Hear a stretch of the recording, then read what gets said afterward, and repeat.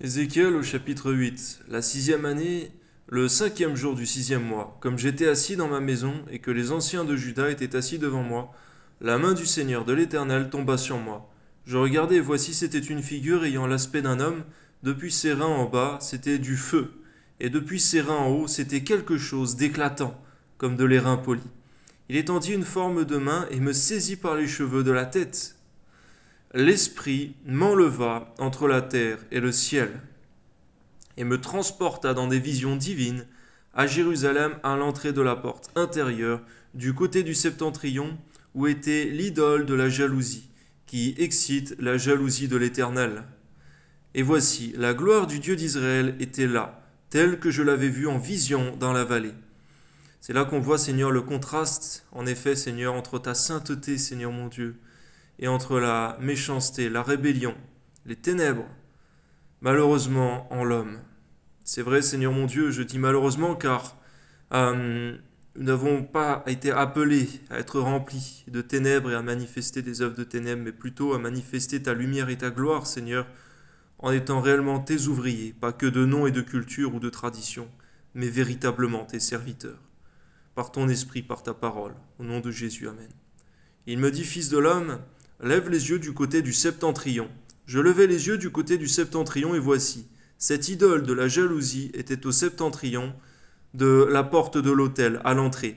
Il me dit, Fils de l'homme, vois-tu ce qu'ils font, les grandes abominations que commet ici la maison d'Israël pour que je m'éloigne de mon sanctuaire? Mais tu verras encore d'autres grandes abominations. Alors, il me conduisit à l'entrée du parvis, je regardai et voici, il y avait un trou dans le mur. Et il me dit, Fils de l'homme, perce la muraille. Je perçai la muraille et voici, il y avait une porte. Il me dit, entre, et vois les méchantes abominations qu'ils commettent ici. J'entrai, je regardai et voici, il y avait toutes sortes de figures de reptiles et de bêtes abominables, et toutes les idoles de la maison d'Israël peintes sur la muraille tout autour. 70 hommes des anciens de la maison d'Israël au milieu, desquels était Jaazania, fils de Shaphan, se tenaient devant ces idoles, chacun l'encensoir à la main, il s'élevait une épaisse nuée d'encens. Il me dit, Fils de l'homme, vois-tu ce que font dans les ténèbres les anciens de la maison d'Israël, chacun dans sa chambre, pleine de figures? Seigneur, on voit combien l'homme croit pouvoir faire les choses dans les ténèbres, dans le secret, Seigneur mon Dieu, mais rien n'est caché à tes yeux. Car ils disent, l'Éternel ne nous voit pas, l'Éternel a abandonné le pays. Et il me dit, tu verras encore d'autres grandes abominations qu'ils commettent. C'est vrai, Seigneur, ce n'est pas parce qu'on ne sent plus ta présence que tu n'es pas là, Seigneur mon Dieu, que tu ne vois pas, du moins. C'est vrai, Seigneur, lorsque ta présence se retire, c'est que ton approbation n'y est pas, ou alors qu'il faut te chercher, car tu es un Dieu qui se cache. Mais garde-nous de croire que tu n'es pas là, que tu n'existes pas ou que tu as disparu. C'est là, c'est vrai, l'incrédulité que le diable met dans le cœur de l'homme, le mensonge. Amen. Il me conduisit à l'entrée de la porte de la maison de l'Éternel du côté du septentrion. Et voici, il y avait là des femmes assises qui pleuraient, Tammuz. Et il me dit, vois-tu, Fils de l'homme? C'est vrai, Seigneur mon Dieu, garde-nous, Seigneur, d'avoir, Seigneur mon Dieu, toute cette vigueur, ces émotions que ces femmes avaient, Seigneur, pour ces idoles. Que toute notre dévotion, Seigneur mon Dieu, soit tournée dans l'adoration pour toi, Seigneur. À toi seul soit la gloire, Amen. Tu verras encore d'autres abominations plus grandes que celle-là. Il me conduisit dans le parvis intérieur de la maison de l'Éternel, et voici, à l'entrée du temple de l'Éternel, entre le portique et l'autel, il y avait environ 25 hommes, tournant le dos au temple de l'Éternel, le visage vers l'Orient. Ils se prosternaient à l'Orient devant le soleil. Seigneur, garde-nous non seulement d'adorer des idoles, mais encore ta création, comme ces hommes qui adoraient le soleil, Seigneur mon Dieu. Le culte du soleil, peut-on dire, ou des étoiles, Seigneur mon Dieu, qui est aujourd'hui, Seigneur mon Dieu, peut-être, Seigneur, l'image de l'astrologie.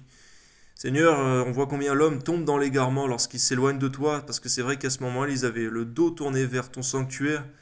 À chaque fois qu'on te tourne le dos, eh bien on se tourne vers tout ce qui n'est que néant et vanité. Garde-nous de cela, Père. Aujourd'hui, Seigneur, on voit toutes les idoles modernes, Seigneur mon Dieu. Non pas toutes ou forcément des statues, Seigneur mon Dieu, bien qu'il y en ait aussi aujourd'hui dans le monde, mais aussi, Seigneur, toutes ces distractions, ces choses qui pompent notre énergie et notre temps, Seigneur, nous empêchant de passer ce temps dans ta présence. À toi soit la gloire, Père. Amen. Il me dit, vois-tu, Fils de l'homme, est-ce trop peu pour la maison de Juda de commettre les abominations qu'ils commettent ici? Faut-il encore qu'ils remplissent le pays de violence et qu'ils ne cessent de m'irriter? Ouais, Seigneur, que dans tous les domaines, Seigneur, ils ont été exécrables, Seigneur mon Dieu, la maison d'Israël, de Juda. Non seulement ils étaient idolâtres, et en plus de ça, ils agissaient méchamment. On voit combien il n'y avait aucune raison de les laisser vivre, Seigneur mon Dieu.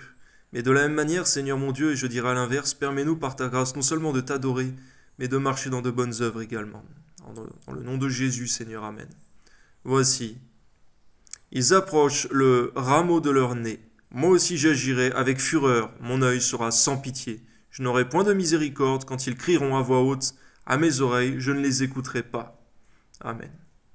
On voit, Seigneur, de quelle manière tu écartes ta présence, Seigneur mon Dieu, dans ta fureur. Tu ne te rends plus disponible. Tu te caches, mais non plus pour qu'on te cherche, mais pour ne même plus être trouvé, Seigneur, lorsqu'on pratique toutes ces abominations. Afin, Seigneur, qu'on ne s'amuse pas simplement, Seigneur, à revenir vers toi, simplement de parole ou d'apparence. Mais lorsque quelqu'un pêche de la sorte, lorsqu'il veut revenir vers toi, ça doit être dans les larmes, dans le jeûne, dans de grandes lamentations. Et avec sincérité de cœur, et dans le nom de Jésus. Toi soit la gloire, Seigneur, Amen.